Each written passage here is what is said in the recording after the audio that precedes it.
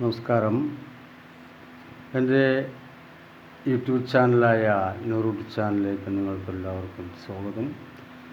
സുഹൃത്തുക്കളെ, ഇന്ന് നമ്മൾ നോക്കാൻ പോകുന്നത് അനേകം പ്രവാചകന്മാർ വന്നതിൽ സ്വാലിഹ് നബി എന്ന പ്രവാചകനെക്കുറിച്ചുള്ള ഒരു വീഡിയോ ആണ് നമ്മൾ നോക്കുന്നത്.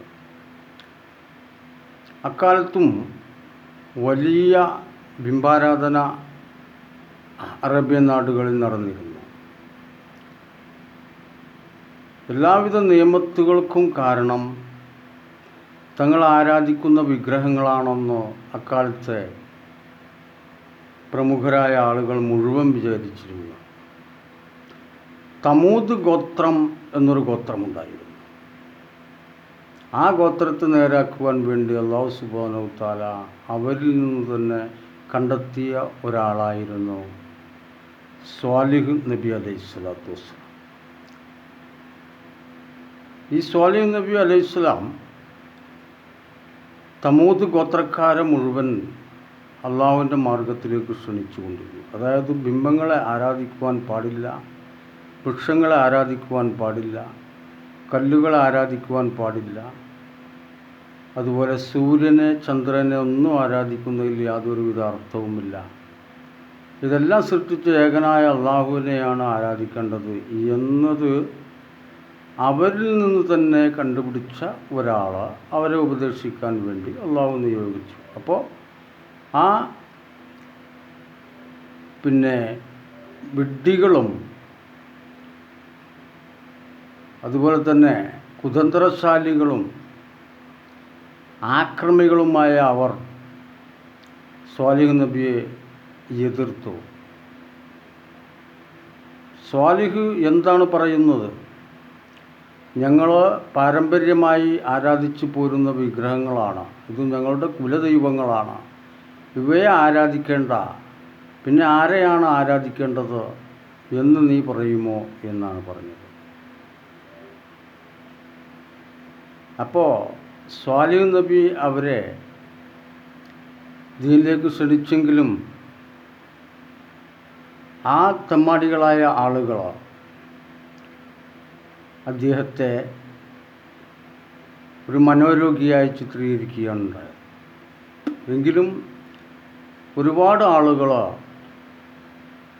പയ്യെ പയ്യെ സ്വാലിഹ് നബിയെ അനുഗമിക്കാൻ തുടങ്ങി എന്നുള്ളതാണ് സത്യം. എന്നാൽ ഒരു വലിയ വിഭാഗം ജനങ്ങൾ അപ്പോഴും തങ്ങളുടെ ഗോത്ര വർഗക്കാർ ആരാധിച്ചിരുന്ന ബിംബങ്ങളിൽ തന്നെ വിശ്വസിക്കുകയും അതിനെ കൈകാര്യം ചെയ്യുകയും അതിനെ ആരാധിക്കുകയും അവയ്ക്ക് വേണ്ടിയിട്ട് പശുവിനെയും മൃഗങ്ങളെയും മറ്റു മൃഗങ്ങളെയുമൊക്കെ അറുക്കുകയും ബലിയർപ്പിക്കുകയും ചെയ്തുകൊണ്ടുള്ള വിശ്വാസത്തിലേക്ക് മുന്നോട്ട് പോയിക്കൊണ്ടിരുന്നു. ഇതാണ് തമൂദ് ഗോത്രക്കാരുടെ കഥ. അങ്ങനെ തങ്ങൾക്കുള്ള സകല നിയമത്തുകളുടെയും അടിസ്ഥാനം ഈ ബിംബാരാധനയാണ് എന്ന് വിശ്വസിച്ചിരുന്നു.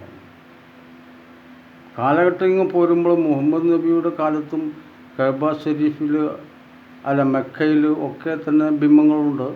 അപ്പോൾ ബിംബാരാധന ഏതോ കാലത്ത് തുടങ്ങിയതാണ് എന്നർത്ഥം. ഈ കഥയിൽ നിന്ന് തന്നെ നമുക്ക് മനസ്സിലാക്കിയെടുക്കാൻ സാധിക്കും. നബിയുടെ കാലത്തുള്ളത് ലാത്ത ഉസ്സ എന്നൊക്കെ പറയുന്ന ബിംബങ്ങളായിരുന്നെങ്കിൽ ഇത് അത്തരം ബിംബങ്ങൾ ആയിരുന്നില്ല. ഈ ഗോത്രക്കാർ വീട് വച്ചിരുന്നത് പാറകൾ തുരന്നിട്ടായിരുന്നു. അതീവ ബുദ്ധിമാന്മാരൊക്കെ ആയിരുന്നു ഇവന്മാർ എന്നുള്ളതാണ് ഖുർആനിൽ പറയുന്നത്. എന്നിരുന്നാലും കാലക്രമേണ ഈ സ്വാലിഹ് നബിയെ വെല്ലുവിളിക്കാൻ അതിലുള്ള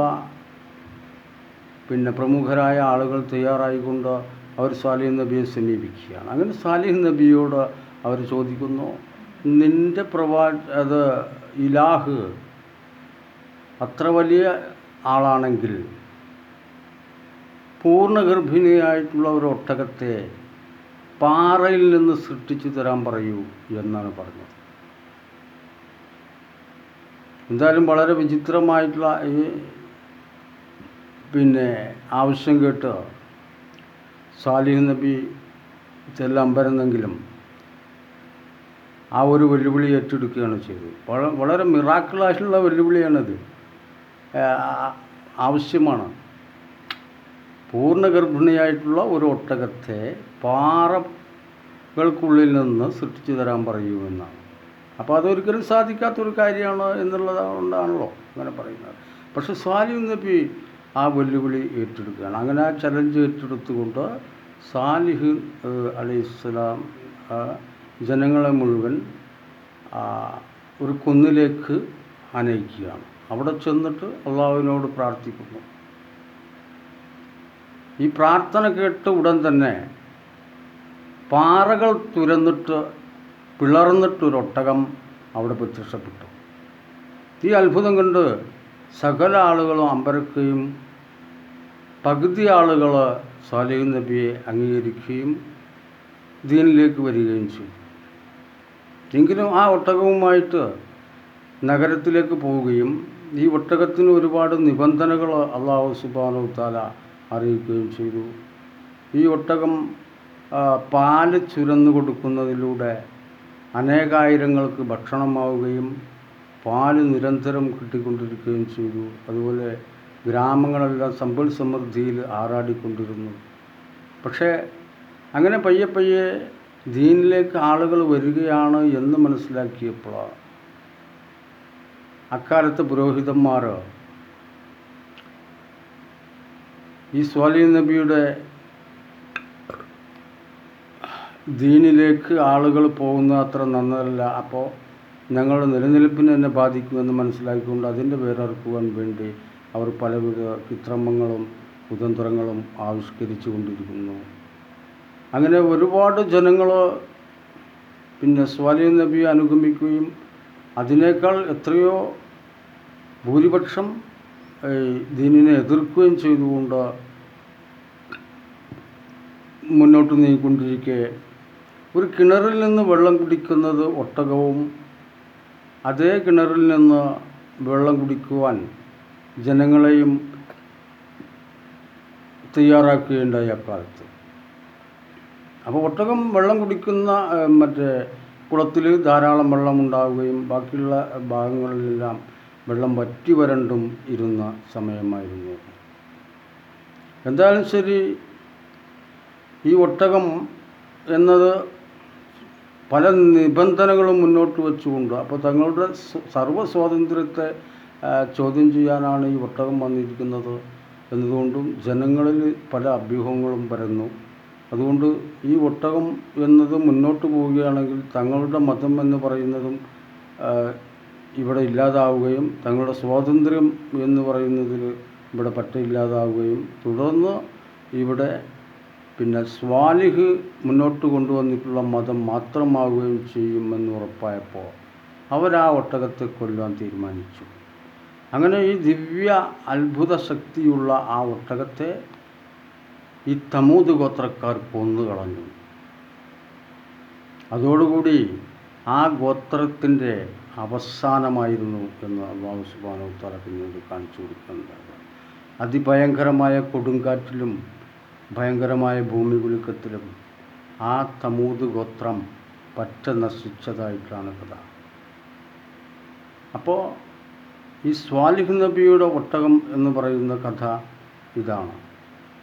ഈ കഥ ഖുർആനിലുള്ള കഥയാണ്. പക്ഷേ ഇത് കഥയല്ല, ഇത് യാഥാർത്ഥ്യം തന്നെയാണ്. 1,25,000-ൽ പരം അംബിയ മുർസലീങ്ങളിൽപ്പെട്ട ഒരാളാണ് സ്വാലിഹ് നബി. അങ്ങനെ ഈസ, മൂസ എന്ന് പറയുന്ന ഈ ശ്രേണിയിൽപ്പെട്ട സ്വാലിഹ് നബി എന്ന നബിയുടെ കഥയാണ്. ആ നബിക്കിറങ്ങിയ ഒട്ടകത്തിൻ്റെ കഥയാണ്. പാറ പിളർന്നിട്ട് വന്ന ആ ഒട്ടകത്തെ തമൂദ് ഗോത്രം അഹങ്കാരത്തിൻ്റെയും അതുപോലെ തന്നെ അവിശ്വാസ പ്രമേയങ്ങളുടെയും വിശ്വാസത്തിൻ തിമിർപ്പിൽ ആറാടിക്കൊണ്ട് റബ്ബ് സുബ്ഹാനഹു തആലയെ മറന്നുകൊണ്ട് ധിക്കരിച്ചുകൊണ്ടും പ്രവർത്തിച്ചതുമൂലം അല്ലാഹു സുബ്ഹാനഹു തആല ആ സമൂഹത്തെ ഭൂമിയിൽ നിന്ന് നിഷ്കാസനം ചെയ്ത കഥയാണ് ഈ സ്വാലിഹ് നബിയുടെ ഒട്ടകം എന്ന് പറയുന്നത്. അതുകൊണ്ട് ഈ സ്വാലിഹ് നബിയുടെ ഒട്ടകം എന്നുള്ള വിഷയം ഞാൻ നിങ്ങൾക്ക് പരിചയപ്പെടുത്തി കൊടുത്തു. ഏത് സമൂഹമായാലും അവർ എത്ര ശക്തന്മാരായിരുന്നാലും അള്ളാഹു തിരഞ്ഞെടുത്ത ഒരു പ്രവാചകനെ ആര് നിന്ദിച്ചിട്ടുണ്ടോ, ആര് വെല്ലുവിളിച്ചിട്ടുണ്ടോ അവരൊക്കെ തോൽക്കുക മാത്രമേ ചെയ്തിട്ടുള്ളൂ.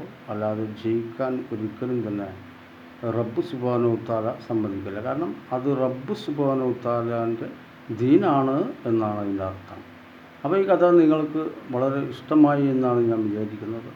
ഇനിയും ഇതുപോലുള്ള കഥകളും അതുപോലെ മറ്റ് ചരിത്ര കഥകൾ, ശാസ്ത്രീയമായ കാര്യങ്ങൾ, മറ്റുള്ള ജിജ്ഞാസ ജനിപ്പിക്കുന്ന കാര്യങ്ങളും ഒക്കെ ആയിട്ട് അടുത്ത ഒരു വീഡിയോ വരെ നിങ്ങൾക്കെല്ലാവർക്കും നന്ദി പറയുന്നു. ഈ വീഡിയോ സ്കിപ്പ് ചെയ്യാതെ കണ്ടതിന് നന്ദി. അതുപോലെ സബ്സ്ക്രൈബ് ചെയ്യുക, മറ്റുള്ളവരിലേക്ക് ഷെയർ ചെയ്യുക. അപ്പോൾ ഒരിക്കൽ കൂടി നന്ദി പറഞ്ഞുകൊണ്ട് നിർത്തുന്നു.